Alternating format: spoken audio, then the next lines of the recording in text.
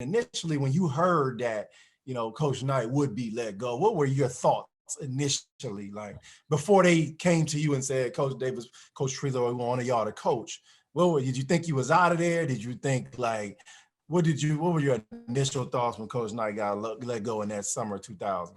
Man, I didn't have a clue. I was like, wow, what happens? Yeah, it happened so fast. I know it was like went over to coach's house, had a meeting, and everybody was over there and came back, and the players was disappointed and upset, and we just didn't have no clue, Miles Brand and Terry Clayplax and Donegan, all those guys, man, they were just trying to keep the program, going, and didn't know what direction they was going in, and met with those guys, and I was like, I just want to keep the program together, Right. Yeah. And I said to myself, I'm just there 1 year, 6 months, whatever it is. Yeah. As long as they can have a season, it's good. I didn't care if Trilo got the job, and I didn't care if they brought somebody in. I just wanted to have a season because, that'd have been history, not having a season. Definitely. At Indiana, and so we end up having a season, and the guys end up, staying and playing, and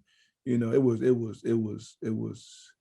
was so much uncertainty going on, and I knew they weren't gonna name me the coach. I was like, I'm just trying to get a job somewhere else. Let me go to whatever job coming open, because that gave me the platform to get a job somewhere else, and end up, it worked out, and they kept me, and yeah. It was small little things that happen, man. And you probably don't know this. I'm gonna tell this story. That situation basically took you out of the picture of what I was trying to do professionally, because my plan was to lean on you for the expertise when it comes to preparation for the NBA. But because Coach Knight got let go, you took over. Obviously, you had no time for that. Yeah. So then I had to move on and try to, create relationships with people I didn't know. Because like I'm coming from Peoria, not many people played NBA basketball. So there was no process of finding an agent, finding XYZ, how important an agent is, all that kind of stuff. And it was such a domino effect for Coach Knight getting let go, man. And that small piece right there, you never knew that, but I wasn't able to reach out to you to say, hey, Coach, man, they trying to get me to go here. They trying to get me to go there. What should I do? Who's the best agents? Can you call somebody for me? Because Coach Knight just didn't do that kind of stuff. Like he didn't, he didn't, go places with you, go to the Naismith. I think I was up for the College Basketball Player of the Year. Mm-hmm. And I was the only dude that wasn't there. Like, because Coach Knight he didn't go. He didn't go to that kind of stuff. So, but I would have undoubtedly invited you, but everything started swirling. I think he had just got the no zero tolerance put on him. Yeah. So it was just kind of tight around there at that time. So that domino effect, man, was huge at that time. But they come to you and they tell you they want you to stay in the head coaching capacity. But what the rumor was that Coach Knight was upset about with you for that you actually kept the job. Is that true? Well, I never talked to him. No, okay. We never talked after I took the job, and so I can't.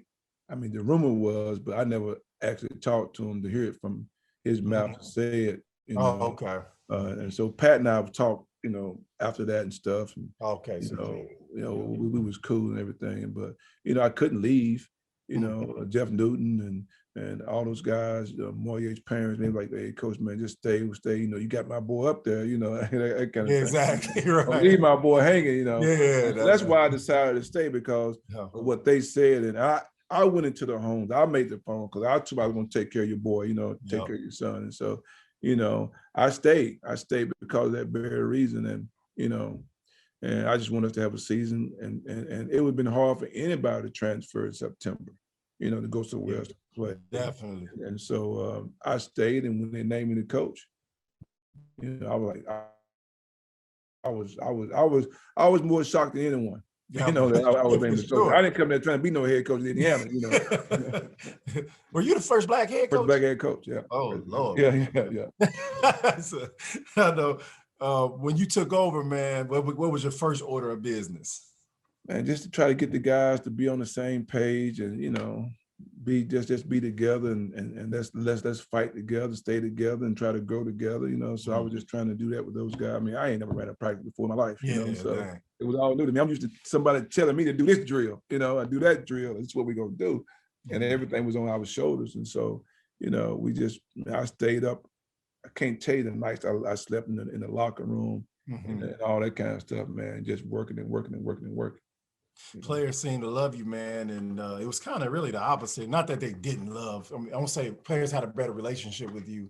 Was that, you know, did you try to purposely change that in the culture at Indiana basketball at that time, just to be more, you know, more accessible to the players, more, you know, in tune to their personal feelings and lives, and understanding them, as, you know, Coach Knight's approach was, you know, I'm gonna take care of you, I'm gonna look out for you, you know, you just do what I ask you to do. Was that purposely? It was. And I saw with you guys, you know, I was there with Andre Patterson and Charlie and those guys. I thought Charlie Miller could have been like an unbelievable player, but he was just so nervous, and there was a lot of responsibility put on him from a leadership standpoint, which he took seriously more than just being a basketball player, you know. So I wanted to make sure guys were relaxed and calm, and, you know, knew they could come talk to me at anytime, come to my house anytime, you know, and talk to me and about things. And so I made sure of that, because, you know, college will be fun, man. I mean, it's hard work. It's supposed to be fun. And you know, I mean, I can laugh at Moyer, and I said, I don't want you to ever shoot my ball, you know, unless you do this. So he go out and shoot 50,000 shots in the summertime and end up being our best 3-point shooter. And so, you know, I mean, I could talk to them. I could be so honest with them. They could talk to me and be honest with me, but I wasn't going to hear it. I just wasn't going to hear anything from them that wasn't going to help them in life. You know, so you can come talk to me now, but I'm going to tell you how I feel. I'm going to tell you, you know, what you need to be doing. But, you know, I made it a point, man, to have a relationship with those guys, man.